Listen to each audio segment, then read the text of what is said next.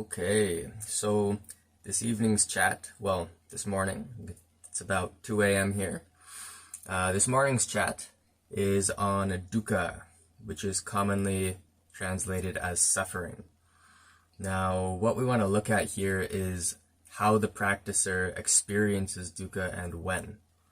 So, most commonly, when we begin meditating, we experience pain in the body. We encounter the pain of our energetic and emotional selves. We encounter the turbulence and erratic nature of the thinking mind. And when we are identified with any of these layers of form, the body, the energetics and emotional energetics, and the mind, the thinking mind, when we're identified with those three, which are of form, that is when we will experience the dukkha, or the suffering. Now, because beginners are struggling with either release or concentration of the mind onto a meditation object or total release, because beginners are struggling with that, the majority of the experience will be on the suffering, on the dukkha, this experience of static and agitation. However, with time, the experience changes. And as you pass over, cross through that veil to the non-dual, to the emptiness, the Akasha, the light, and the mind, the identity is able to reside within that light, then the experience of dukkha disappears. And it's very interesting. From that point, you can't feel it. There's no pain of the body. There's no emotional distress of any kind. There's no mental wandering. There's no distraction. You are just absorbed with that thing. You are in that space, in that non-dual space. And so when we're residing in light, once again, you can't feel. There's no perspective. There's no experience of the dukkha. And because there's no experience of the dukkha, you can rest there comfortably. Now, here lies an issue. Okay, when you are in both the dual and the non-dual and you're focusing, but especially when you're within the non-dual, because you are energizing yourself in a much different way, because you're connected non-dualistically to light, you are receiving an abundance of information and energy and types of consciousness. So, this is good, but it also presents a big issue. And that is on the return path. So why? Because when we are focused quite strongly, whether we are stabilizing the mind in light through release or through samadhi, what happens is the dukkha starts to build, the potency starts to build. You're starting to burn off karma, and that dukkha starts to boil. So it's more and more agitated, which means that it is stronger, stronger, stronger. It's increasing in strength. That is not experienced when the mind is stabilized in light. Now, a good portion of that dukkha will be burning off. That karma will be burning off and filtering out, steaming out into light and being burnt off that way. However, it's being burnt off because it's basically increased in potency. The light is burning it off. Now, when the dukkha, if its potency is greater than the ability of the practicer's mind to remain stabilized in light, over time, that increased strength, the dukkha, will start to pull the mind back from light, and eventually the mind just gets punted from the non-dual formless space back into the dual, back into this space of time, space, form. The mind just gets punted back in.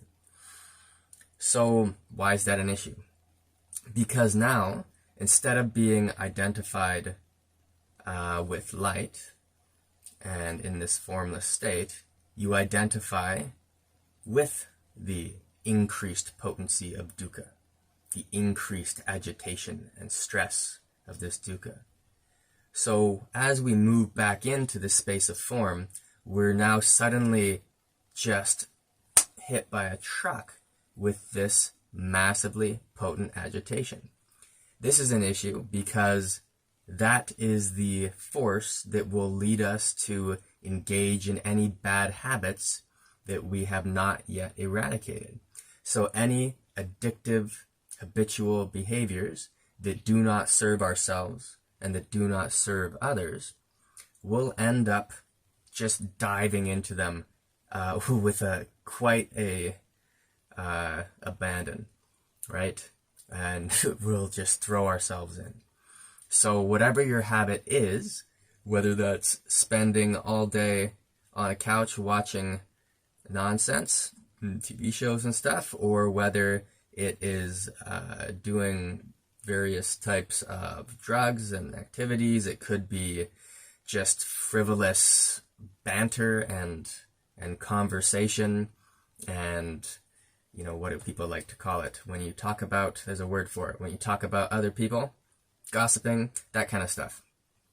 All right? So these potentially negative habits that don't really serve you, don't really serve anybody else, will be jolted back into this. And because that agitation that is built up through the burning off of karma is so strong, we will hit these with just so much strength. So instead of doing, watching one movie, you might watch a week of movies. Instead of doing, a little bit of gossiping, you might be gossiping nonstop for hours and hours and hours. Instead of doing a little bit of drugs or eating a little bit of food that you know makes you feel bad, you'll eat a big quantity. Okay, so this is something we want to be wary of. And how can we alleviate this return to form? One is don't just stay in light. But sometimes good luck with that, because there's a point where unless you're super high level skill, you're gonna get jolted back into form. So we want to be able to deal with that, and one of the ways to do that is to cultivate the self of form. Okay, to cultivate the dual self, to harmonize the form. So to have healthy habits that do not harm ourselves and do not harm others, habits that will help ourselves and help with the good of others as well. So things like exercising. When you feel that abundance of agitation, instead of that driving you, or abundance of that dukkha, instead of that driving you to eat a bunch of food that's bad, instead, it might drive you to go for a run or to lift some weights. If you've developed good habits of eating, and by good habits, I mean beyond the point of discipline. If you still are having to discipline yourself to engage in the good habits, then you're gonna go towards the bad habits, most likely. So, because most of that discipline has been burnt off through stabilizing the mind in whatever space you happen to be stabilizing it in. Okay? So these good habits need to be cultivated to a point where they are joys.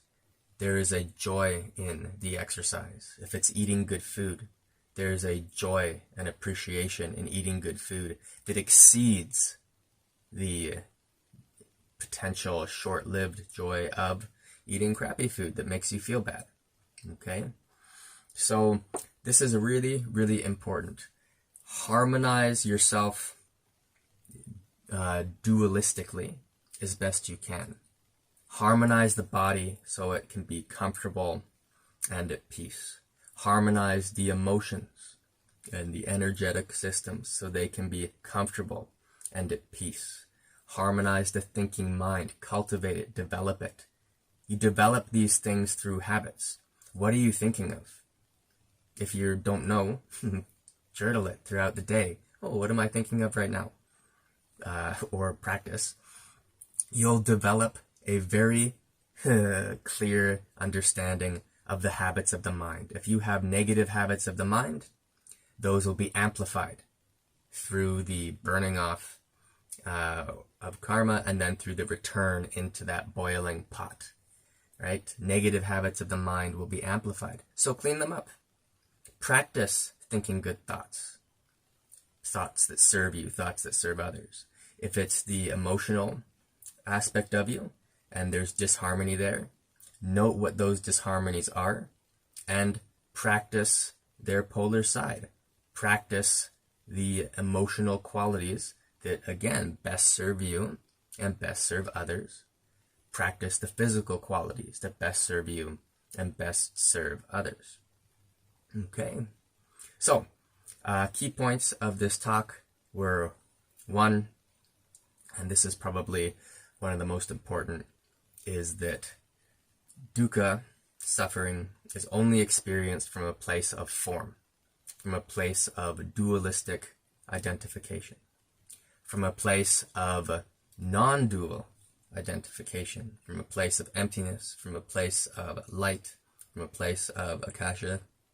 The perspective, the experience of dukkha disappears.